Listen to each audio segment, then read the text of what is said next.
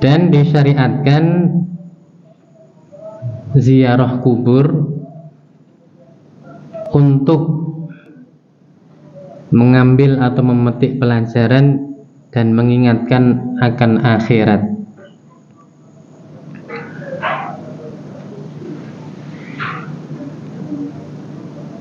Dan orang dalam masalah ini memang ada yang ifrat, ada juga yang tafrid.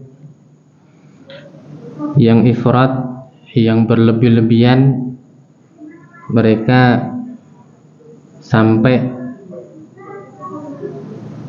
ibaratnya sangat mementingkan yang namanya ziarah kubur, dan bahkan mereka ini saddu rihal, ya. Mereka ini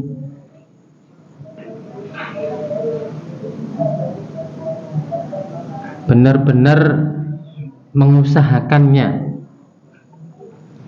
Bahkan kalau di wisata-wisata ziarah kubur itu ada paket-paketan. Ada paket yang biasa atau reguler. Nanti fasilitasnya misalnya makannya cuma sama tempe, ya. Nanti nginepnya di hotel melati misalnya, ya, atau di pinggir jalan, ya, karena fasilitasnya terbatas, harganya murah. Ada yang paket bagus, ya. Paket yang bagus, paket A, nanti makannya sama, ya pokoknya yang enak apalah, tinggal minta saja. Nginepnya di hotel berbintang. Mungkin ada fasilitas juga bagi yang duda atau janda, bisa cari pasangan di bis, ya. Ya, yang banyak yang seperti itu banyak.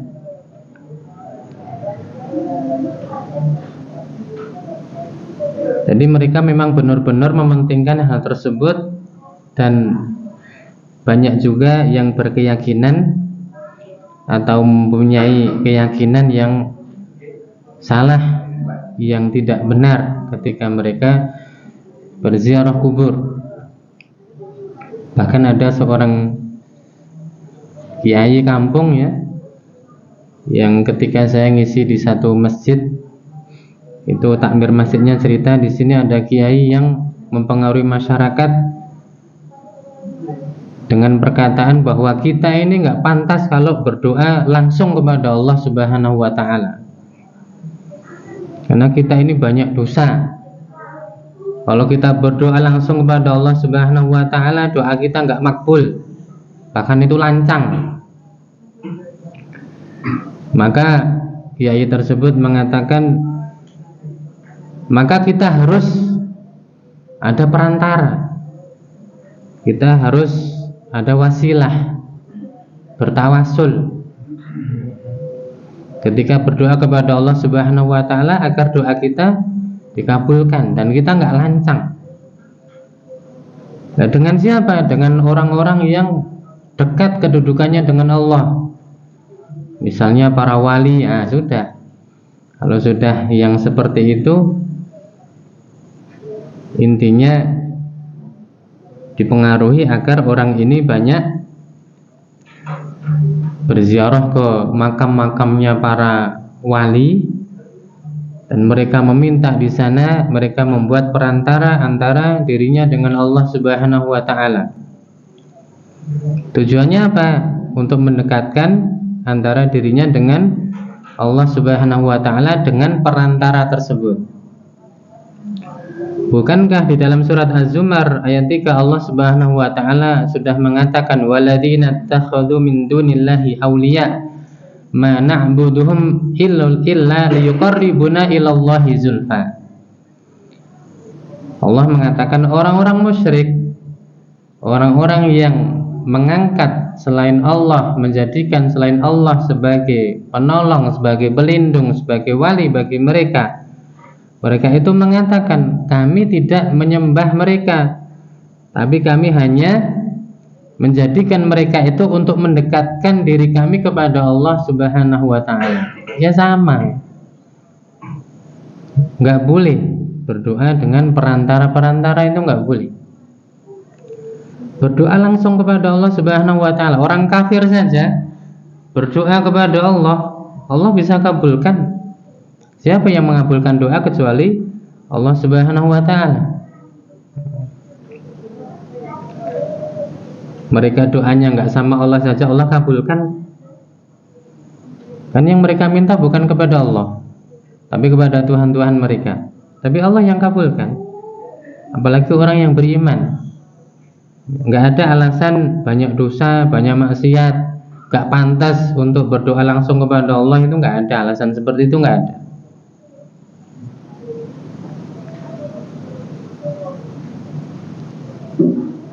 Ada juga yang sebagian orang tafrid ya, menyepelekan masalah ini, maksudnya akan berdoa untuk penghuni kubur atau untuk orang-orang yang sudah dikubur dari keluarga kita atau dari kaum muslimin. Itu kan cukup dari rumah saja, nggak usah ke sana. Ya, beda Pak ya. Sensasi orang berdoa dari rumah sama berdoa di kubur itu beda. Maka para ulama sepakat ada keutamaan berziarah kubur, meskipun di sana juga sama-sama mendoakan, daripada dia berdoa di rumah. Berdoa dari rumah insya Allah sampai, tapi ada itu tadi sensasi yang berbeda atau keutamaan yang ada ketika seseorang itu berziarah kubur.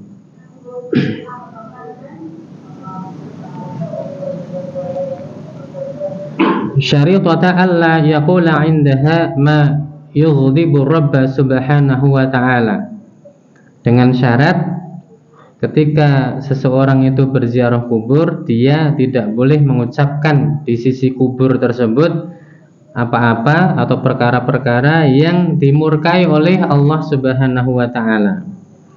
Ka du'ail makburi, seperti berdoa kepada ahli kubur, minta kepada mereka.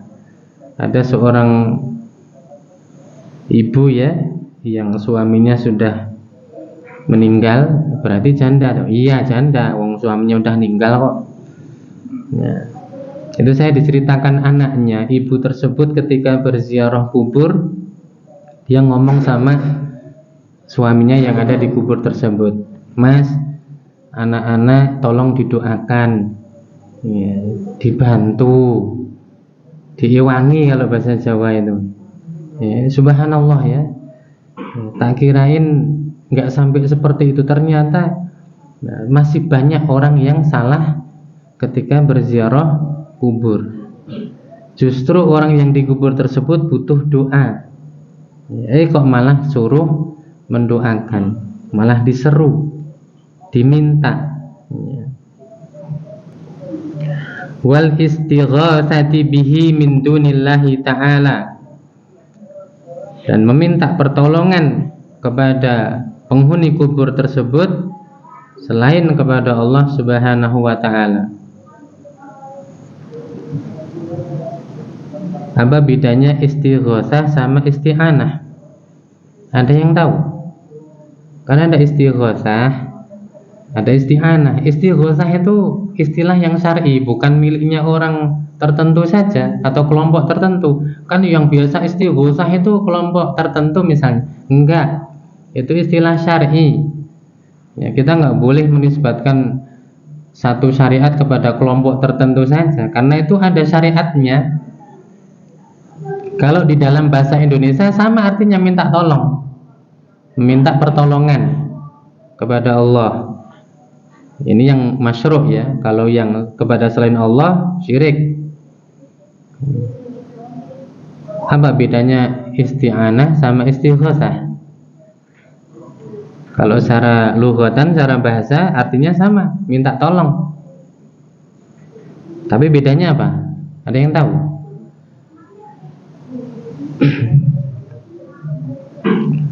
Kalau isti'anah itu minta tolong kepada Allah Subhanahu wa taala, baik ketika kesulitan itu sudah datang atau belum.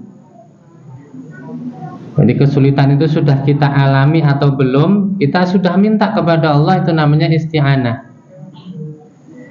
Isti'anah. Tapi kalau istighosah itu adalah khusus ketika apa yang menyusahkan kita, memberatkan kita itu sudah kita alami. Namanya istighosah. Jadi minta tolong, tapi bedanya itu tadi. Isti'anah lebih umum, kalau istighosah itu adalah istilah bagi kesulitan atau kesusahan yang sudah kita alami.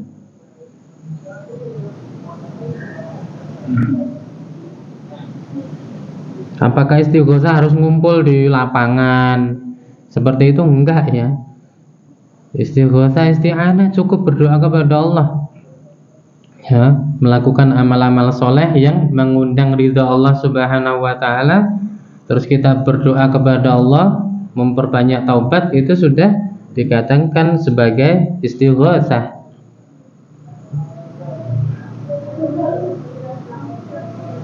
Atau bertawasul dengan amal soleh kita, seperti kisahnya 3 orang yang terjebak di dalam gua.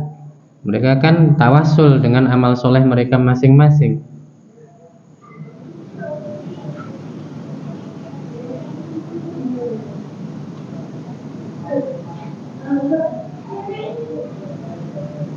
Wa nahwi dzalika, dan apa-apa yang dimurkai oleh Allah Subhanahu wa taala yang lainnya. Di sisi kubur, misalnya meratap, ya. Kuburnya sampai dipukul-pukul, atau dia ngambili apa itu? Tanah-tanah yang dari kubur tersebut untuk keperluan-keperluan tolak bala dan seterusnya. Itu dimurkai Allah Subhanahu wa taala. Atau berkurban di sisi kubur meskipun untuk Allah Subhanahu wa taala, menyembelih hewan di sisi kubur. Karena dulu itu banyak dilakukan oleh orang-orang jahiliyah.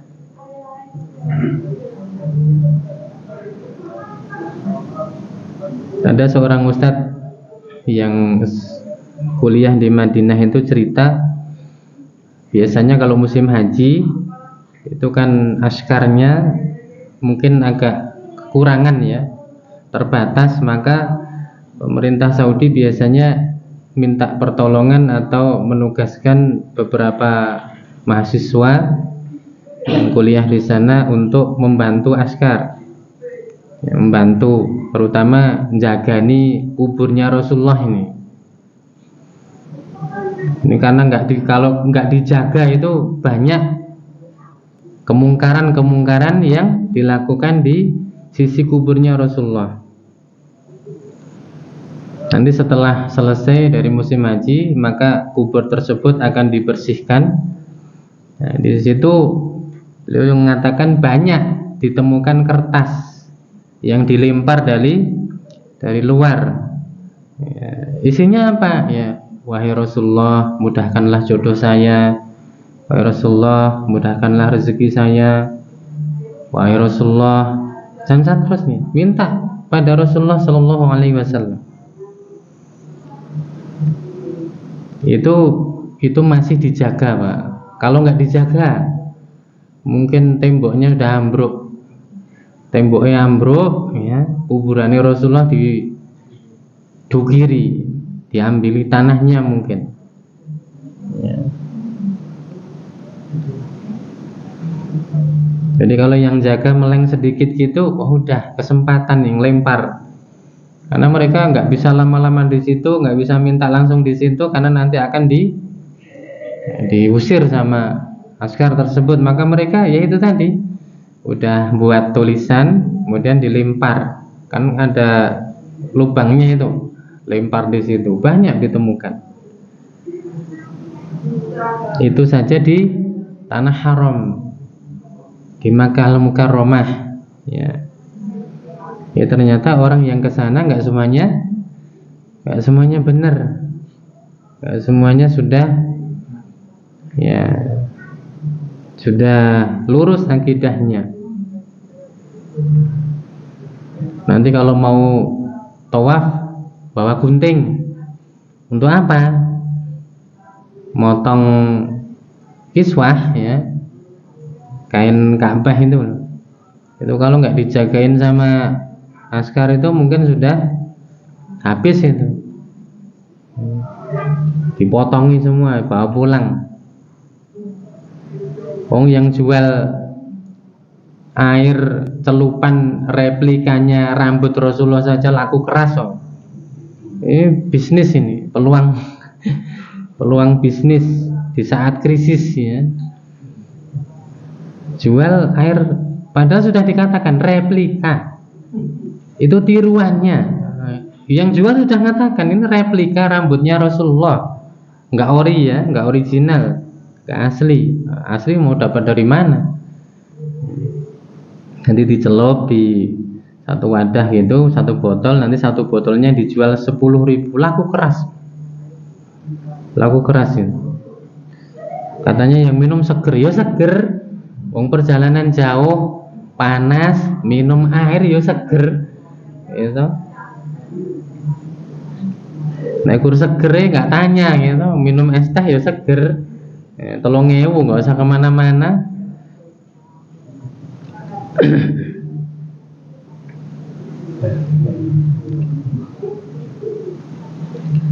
An Abi Sa'id Al-Khudri radhiyallahu anhu, dari Abu Sa'id Al-Khudri radhiyallahu anhu.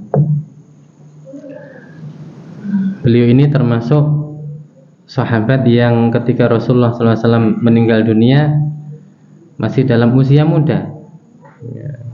Karena Abu Sa'id Al-Khudri ini pernah minta izin kepada Rasulullah untuk ikut perang Uhud. Rasulullah belum mengizinkan.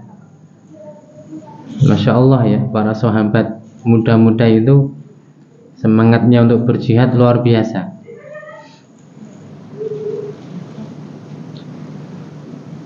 Gak diizinkan, tapi setelah itu Rasulullah SAW mengizinkan. Beliau ketika mulai berumah tangga, membangun rumah tangga, beliau ceritakan diuji dengan kesulitan ekonominya, dengan kesulitan ekonomi, sampai beliau mengatakan ma wajadna fi baitina syai'an, kami sampai enggak mendapatkan apapun di rumah. Maksudnya makanan enggak ada, duit enggak ada, pokoknya enggak ada apa-apalah. Sampai diceritakan beliau ganjel perutnya dengan batu. Jadi lambung itu biar sempit, biar enggak terlalu terasa lapar, itu kan diikat pakai tali. Kalau masih terasa lapar, ganjel pakai batu, biar sempit lagi. Nanti masih lapar lagi, mbuh, ya diganjel usik lapar, ya. Maka ketika para sahabat sebagiannya mengeluh bahwa mereka ini lapar, ya, sampai mengganjel perutnya, Rasulullah kasih lihat, ya, kalian ganjel 1 toh, saya ganjel 2, ya, batunya sampai 2, ya. Itu terutama di awal-awal ketika Rasulullah hijrah ke Madinah itu berat, ya.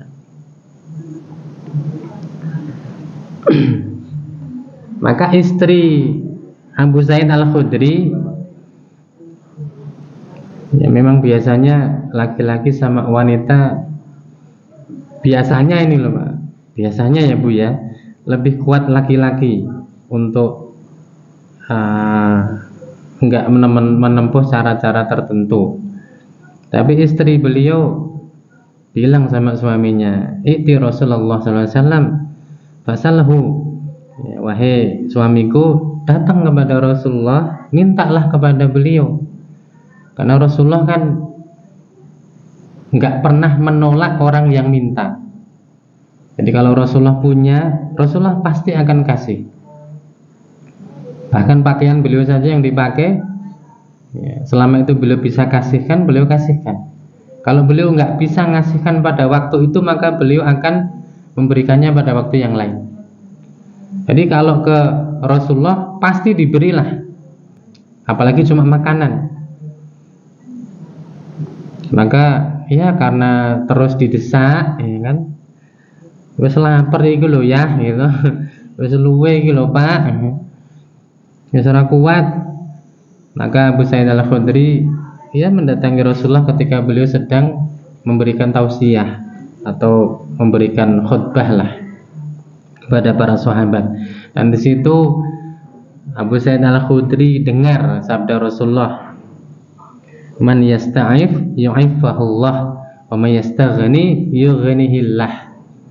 Siapa orang yang aifah, aifah itu menjaga diri dari minta-minta, maka Allah pasti akan menjaganya.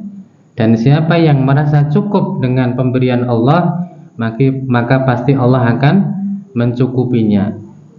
Dengar hadis tersebut, Abu Sa'id Al-Khudri nggak jadi minta, balik, nggak jadi minta. Koyo pasmen gitu. Coba kalau Rasulullah nggak pas bersabda seperti itu, ya mungkin jadi minta. Tapi ya berat, ya. Berat kita itu aifah ataupun merasa cukup dengan pemberian Allah itu berat. Yaitu orang-orang tertentu saja yang diberikan taufik oleh Allah Subhanahu wa taala, termasuk Abu Sa'id Al-Khudri. Apakah minta? Nggak boleh, minta tolong. Ya. Boleh-boleh saja, nyatanya para sahabat yang lain juga minta kepada Rasulullah.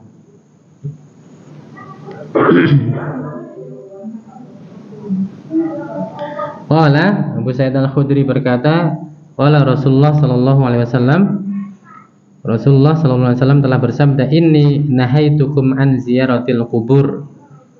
Sesungguhnya aku pernah melarang kalian dari ziarah kubur. Karena yaitu tadi, akidah mereka belum benar, keyakinan mereka belum lurus, ya. Maka Rasulullah larang ziarah kubur karena mereka meminta kepada penghuni kubur, melakukan perkara-perkara yang dimurkai oleh Allah Subhanahu wa taala di sisi kubur. Maka Rasulullah dulu pernah melarangnya. Fazuruha, maka sekarang berziarahlah. Para ulama usul fikih beda pendapat tentang kalau Rasulullah pernah melarang sesuatu kemudian memerintahkannya, apakah perintah tersebut hukumnya menjadi sunnah atau hukumnya menjadi mubah, ya, karena pernah melarang sesuatu, kok tiba-tiba sekarang memerintahkan. Kalau jumhur ulama ya jatuhnya kepada sunnah, maka ziarah kubur itu hukumnya sunnah.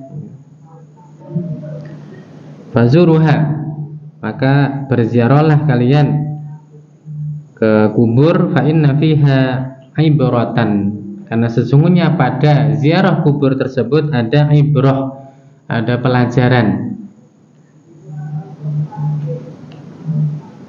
Tapi liulil absar, ya, la ibratan liulil absar, ya kan?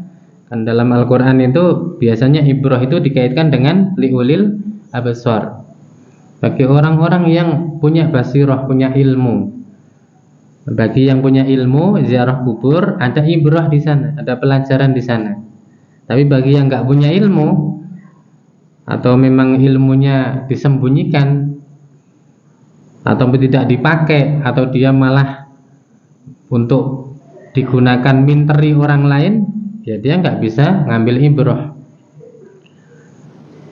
Para ulama mengatakan orang Yahudi Nasrani itu ahlul kitab, sebutannya ahlul kitab, mentereng itu.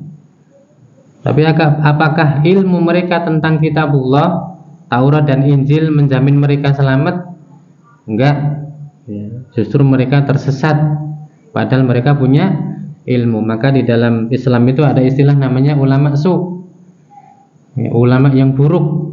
Ulama dia punya ilmu, alim, Ya, mungkin bahasa Arabnya udah kayak ngomong Jawa aja lah. Kayak bahasa sehari-hari saja. Baca kitabnya lancar, nggak ada mikir-mikir, nggak ada ini fathah, ini kasroh, ini dhammah, ini apa, nggak ada. Alim, pinter, tapi itu tadi ulama su. Dan banyak yang seperti itu. Banyak ulama-ulama yang dia pinter. Kan kita itu image-nya kalau namanya ulama pasti apa? Pasti baik, pasti takwa, pasti soleh, pasti menjaga diri, pasti hati-hati. Nyatanya ada istilah ulama su, ulama yang buruk. Dan kadang ya, kita yang punya ilmu sedikit saja dengar ceramahnya ulama su itu heran sendiri, kok bisa gitu. Ya, kok bisa. Ya, banyak yang seperti itu.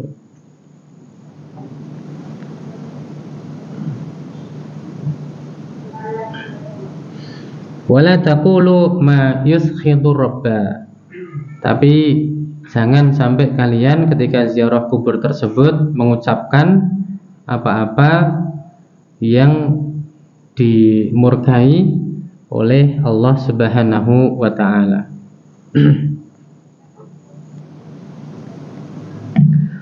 Wan nisa'u karijali fi istihbabi ziyaratil qubur limusyarakatihinna lahum fil 'illati allati min ajliha syuri'at ziyaratul qubur. Dan wanita sama dengan laki-laki dalam hukum kesunahan ziarah kubur, karena mereka sama-sama memiliki sebab yang mereka melakukan atau sehingga disyariatkannya ziarah kubur tersebut.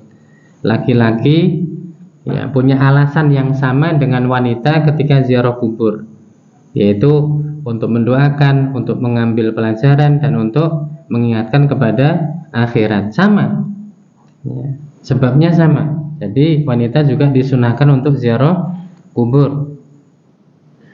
Walima marra fi ma yuqalu 'inda ziyarati anna Aisyah sa'alat Rasulullah sallallahu alaihi wasallam madza taqulu idza zaratil qubur. Dan berdasarkan hadis yang telah lalu, pada apa yang diucapkan oleh seseorang ketika berziarah kubur, bahwa Ummul Mukminin Aisyah radhiyallahu anha bertanya kepada Rasulullah, yaitu apa yang harus diucapkan atau yang disunahkan untuk diucapkan oleh orang yang berziarah kubur. Fa'allamaha, maka Rasulullah mengajari kepada Aisyah, madza taqulu, apa yang harus diucapkan, walam yanhaha, dan Rasulullah tidak melarang Aisyah. Walam yubayyin laha anna laisa lin-nisa'i ziyaratun, dan Rasulullah tidak menjelaskan bahwasanya seorang wanita tidak boleh berziarah kubur. Itu namanya dalam istilah fikih itu tarkul bayan inda waqtil hajati la yajuz. Kalau itu sesuatu yang dilarang, pasti Rasulullah akan langsung menjelaskannya, karena mengakhirkan penjelasan pada waktu yang dibutuhkan itu tidak boleh. Nggak boleh mengakhirkan penjelasan ketika penjelasan tersebut dibutuhkan. Maka kalau seandainya ziarah kubur tersebut tidak boleh bagi wanita, pasti Rasulullah akan menjelaskannya kepada Aisyah, karena waktu itu waktu yang dibutuhkan oleh Aisyah untuk menerima penjelasan tersebut. Tapi karena Rasulullah tidak menjelaskannya, maka itu tadi kaidahnya tarkul bayan inda waqtil hajati la yajuz. Karena Rasulullah itu nggak boleh mengakhirkan penjelasan pada waktu yang dibutuhkan, berarti memang tidak ada larangan. Illa anna ziyaratahunna laha syurutun, akan tetapi bagi para wanita mereka ada syarat-syarat ketika berziarah kubur.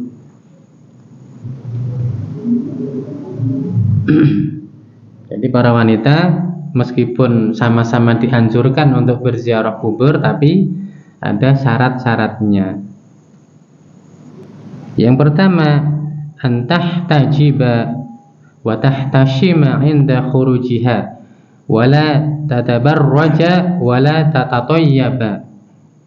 Nah, ini syarat yang pertama sudah berat.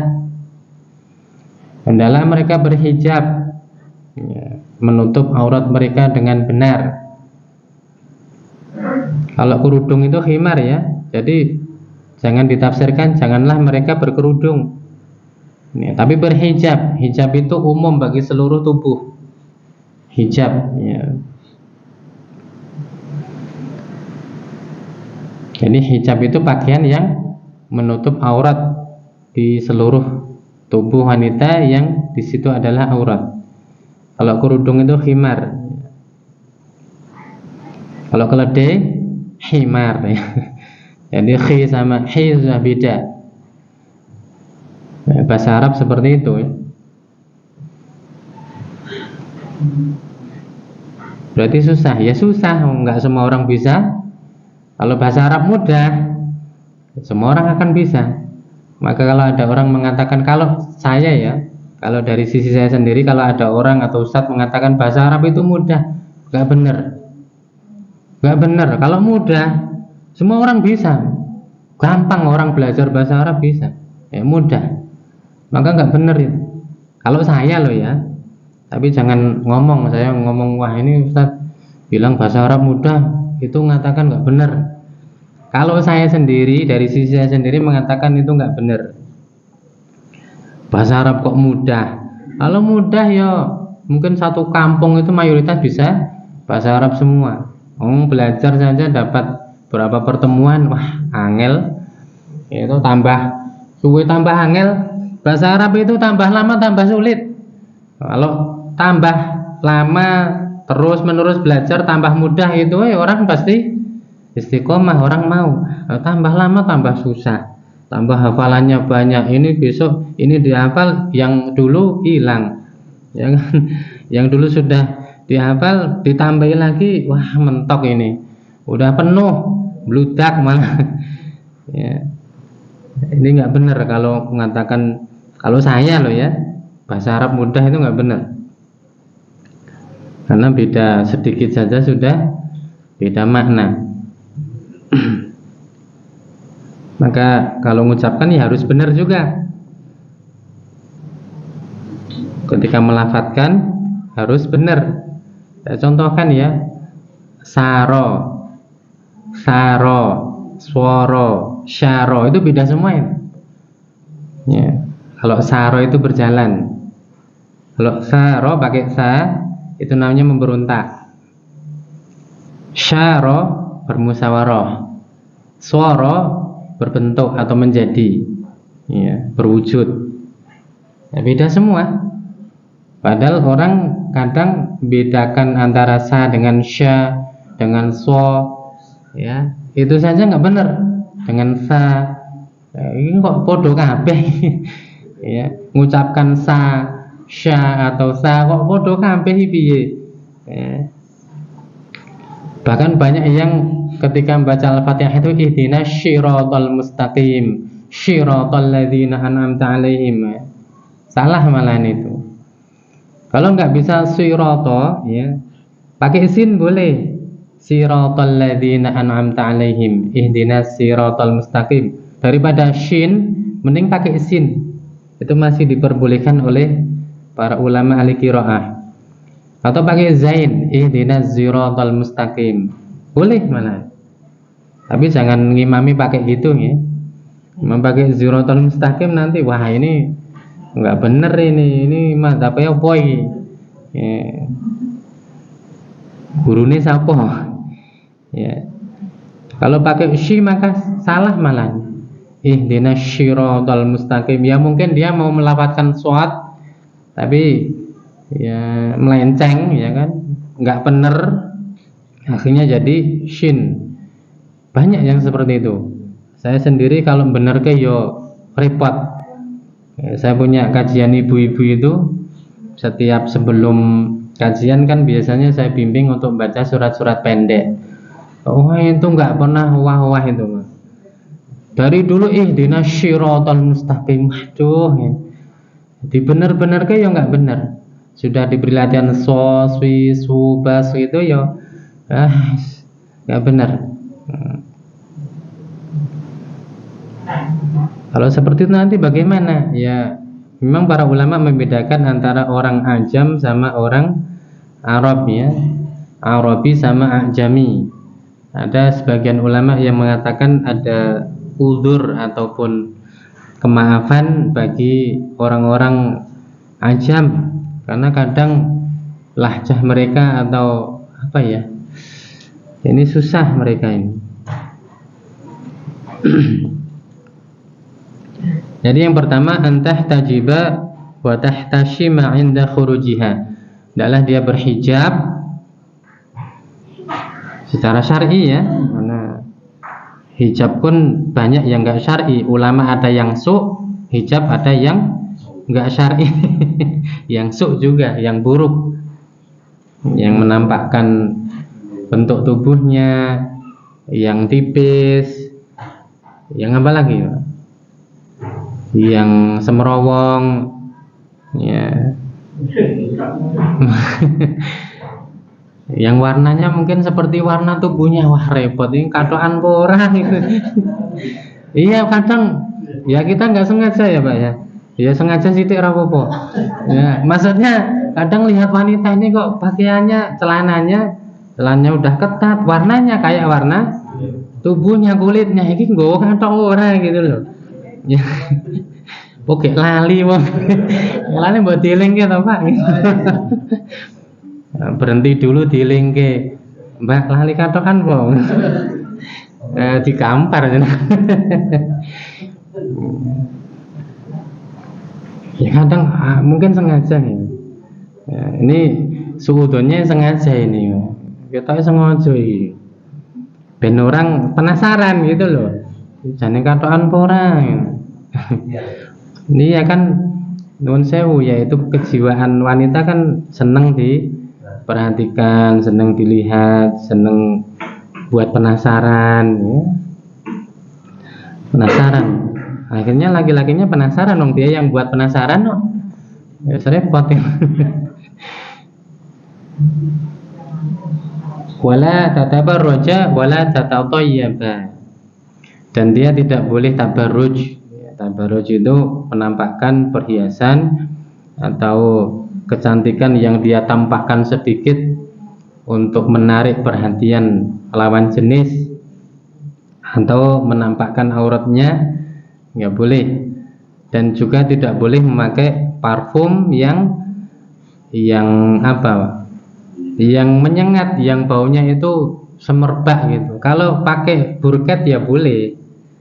Burket itu kan ada parfumnya. Burket apa itu? Deodoran. Deodoran. Saya sering nyebutnya burket. Ya. Deodoran itu kan ada parfumnya. Tapi kan kalau orang nggak deket, nggak nyium baunya, ya kan? Beda dengan parfum yang pakai gini dari jarak 5 meter, 10 meter lewat gitu. Wah. Ini parfum serimpi ini. Parfum untuk orang mati gitu. Ya, jangan-jangan mau mati. Karena kan dulu sudah kita pernah bahas ya, parfum yang diberikan di kafannya mayit itu memang parfum yang khusus untuk orang yang meninggal. Maka jangan dipakai ketika ke masjid. Yang masjid gue serimpi. Orang ingat kematian semua itu. Wah, mungkin malah khusyuk sholatnya. Wah, ini repot ini. Urusannya karo wong beling, gitu. Kok malah biar khusyuk. Enggak khusyuk, wong malah ingat sapa sing mati ini. Bau-bau bangke. Ya, susah. Sudah siang Pak? Oh belum. Ya tapi sudah pagi gitu. Terbitnya jam berapa ini? Terbitnya 9:05 jadi 24 ada. Oh gitu ya. Kita lanjutkan sedikit ya. Yang kedua, alla taf'ala 'indal qabri muharraman. Dia tidak boleh melakukan perkara-perkara yang haram, yang dilarang di sisi kuburan. Ya seperti itu tadi. Kan niyahati wa ghariha, seperti niyahah atau meratap ya. Dan yang lainnya. Karena banyak orang kampung itu yang ketika dia dapat masalah, dia datang ke kuburan. Ya, kuburan orang tuanya, keluarganya dan seterusnya, mereka nangis di sana. Ya, sampai mungkin ketiduran di sana. Ada yang pingsan juga. Ada tetangga itu dulu yang ada masalah keluarga dengan suaminya. Suaminya selingkuhnya kayak karo tonggo dhewe. Repot itu Pak, sak RT gitu. Repot. Maka di dalam hadisnya Imam Al-Bukhari dalam Adabul Mufrad itu, orang yang berzina dengan tetangganya itu 10 kali lipat lebih dosanya daripada berzina dengan orang lain. Karena jangan bayangkan orang berzina dengan tetangga sendiri, berat itu. Ya. Keluarganya, kalau yang zina itu kita nggak ketemu misalnya keluarga ini, nggak tahu, orang jauh, selesai masalah. Ya. Tinggal urusan dia dengan Allah Subhanahu Wa Taala. Itu tetangga dewe. Gitu. Tiap hari ketemu, tiap hari lihat, nanti kapan juga papasan, ingat lagi, gitu. Ketemu ingat lagi, aibnya nggak akan hilang-hilang seperti itu. Apalagi sampai punya anak, ketemu bocah, wah ini bocah, waduh, ya. Iya Pak, setiap ketemu orang akan ingat itu dengan peristiwa itu terus sampai mungkin nanti anaknya gede, ya tetap gitu. Wah, ini kupingnya kae gitu. Mungkin ini guyonan. Karena yang bibit itu yang jadi kan cuma satu. Nggak mungkin orang yang laki-lakinya 10 nanti kupingnya si A, hidungnya B, gitu. Rambutnya keriting koyok C, ya enggak, gitu. Ya satu saja. Tapi kan orang ingat terus. Maka Allah kasih dosa 10 kali lipat lebih. Ya, daripada orang yang berzina dengan orang wanita atau laki-laki yang jauh. Mencuri juga seperti itu. Ya. Wala antasriqa rajulu fi baiti jarihi. Ya. Jadi seorang yang mencuri dari rumah tetangganya itu 10 kali lipat lebih dosanya. Lebihnya piro ini? 10 kali lipat lebih. Nah, lebih 1000. Berarti 1010 kali lipat. Ya kan? Karena Allah mengatakan lebih. Rasulullah ya dalam hadis. Jadi mencuri dari rumah tetangganya itu 10 lipat lebih dosanya daripada mencuri dari rumah orang lain. Karena kalau kita di masyarakat punya tetangga pencuri ya, kita harus kon rampung ini. Nah, mati kok. Itu kan orang akan susah menjaga rumah mereka dan seterusnya, akan kesusahan. Kalau mencuri di tempat orang lain sudah selesai.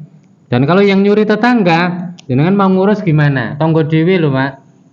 Ya, nek diurus ya tetangga sendiri, nek gak diurus ya gimana? Maka Allah Subhanahu wa taala Maha Adil. Allah kasih dosa yang lebih, yang berlipat pada madharat yang di situ berlipat juga, yang lebih banyak. Jadi dosa itu enggak sama-sama mencuri dari tetangga atau mencuri di tempat yang lain, oh sama, enggak, beda. Karena keburukannya, madharatnya jauh lebih besar. Berzina juga seperti itu. Jadi kadang masyarakat seperti itu ya, ketika mereka punya masalah, mereka meratap, mereka ngudoroso, mereka curhat kepada ahli kubur yang dari keluarga mereka, mungkin agar dibantu atau dikasih solusi atau yang lainnya. Nah, buka konsultasi permasalahan. Padahal yang dikonsultasi orang yang sudah dikubur. Ya, repot.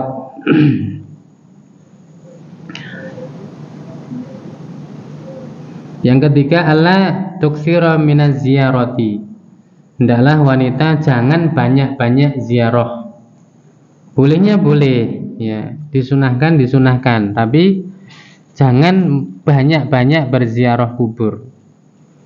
Ini sudah yang kedua, memang harus ditutup ini. Mati lagi mic-nya. Ya, insya Allah kita lanjutkan pada pertemuan yang selanjutnya.